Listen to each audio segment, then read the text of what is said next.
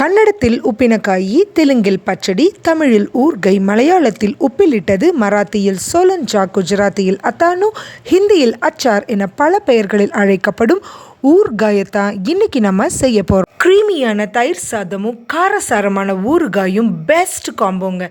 இன்னைக்கு நம்ம 1 கிலோ கிளிமூக்கு மாங்காயில் ஊறுகாய் செய்ய போகிறோங்க. முதல்ல ஊறுகாய் செய்ய மாங்காயை சுத்தமாக கழுவி எடுத்துக்க போகிறோம். மாங்காயை பறிக்கும்போது கண்டிப்பாக அதில் பால் தெரிச்சிருக்கும். ஸோ தோலில் இருக்கக்கூடிய பாலை சுத்தமாக கழுவி எடுத்துக்கணும். ஏதாவது மருந்துகள் இருந்தாலும் அதை கழுவி எடுத்து இப்படி ஒரு டவல் வச்சு தொடச்சி எடுத்து ஈரப்பதம் இல்லாமல் சுத்தமாக ட்ரையாக இருக்கிற மாதிரி காய வச்சு எடுத்துக்கங்க. ஊறுகாய் செய்ய தேவையான பொருட்களை குறித்து எடுத்து வச்சுக்கோங்க. ஒவ்வொரு பொருளும் அளவு மாறாமல் எடுத்துக்கோங்க. அப்போ தான் ஊறுகாய் நல்லா டேஸ்ட்டாக வருங்க. இல்லை உப்பை மிக்சியில் பொடி பண்ணி எடுத்துக்கிறோம்.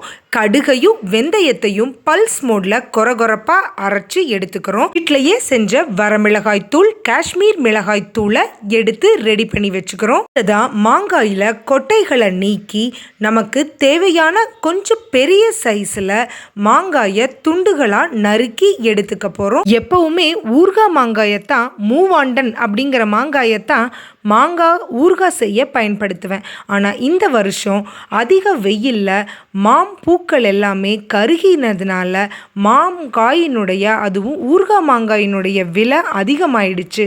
அதனால் மாங்காவை வச்சு தான் இந்த வருஷம் நான் ஊறுகாய் போடுறேன். ஊறுகாய் செய்ய முதல்ல வர மிளகாய் தூளை எடுத்துக்கிறேன். நல்ல பவுடராக பண்ணிக்கணும். இப்போ காஷ்மீரி மிளகாய்த்தூள், இந்த காஷ்மீரி மிளகாய்த்தூள் நல்ல ஒரு நிறத்தை கொடுக்கும். கொரகொரப்பாக அரைச்சி வச்சிருக்கிற கடுகு பொடி, இது ஒரு நல்ல சுவையை கொடுக்குங்க ஊறுகாய்க்கு. இப்போ கல்லுப்பை நல்லா பொடி பண்ணி வச்சுருக்கோம். அந்த கல்லுப்பு பொடியை சேர்த்துக்கிறோம். இப்போ வெந்தயம் பொடி செஞ்சது 1 தேக்கரண்டி, இதுவும் கொரகொரப்பாக தான் அரைச்சிருக்கேன்.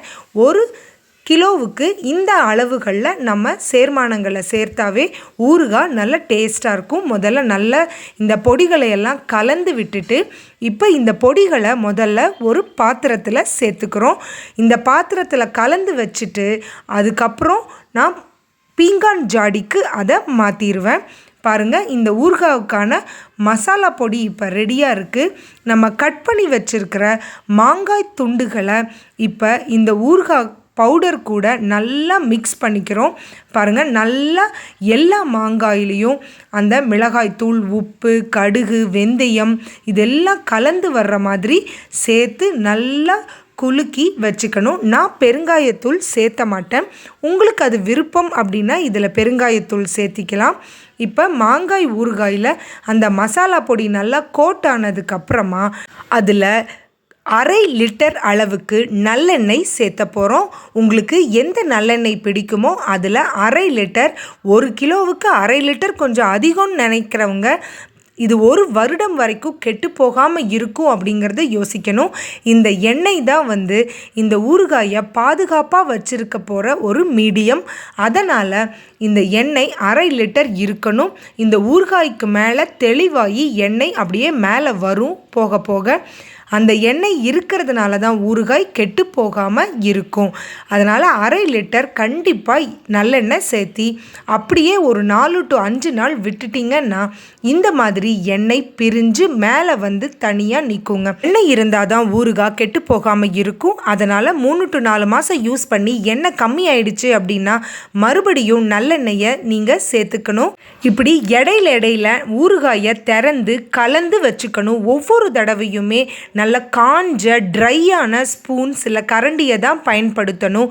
ஊறுகாயை பீங்கான் ஜாடிகளில் எடுத்து வைக்கும்போது ரொம்ப நாளைக்கு நல்ல சுவையோட கெட்டு போகாமல் இருக்கும். பிளாஸ்டிக்கில் வச்சிங்கன்னா இந்த உப்பு பிளாஸ்டிக்கை அரிச்சிரும். எல்லா சாதத்துக்குமே நமக்கு ஒரு சூப்பர் சைட் டிஷ்ஷாக இருக்கக்கூடிய இந்த ஈஸியான ஊறுகாய் ரெசிபியை ட்ரை பண்ணி பாருங்கள். நன்றி.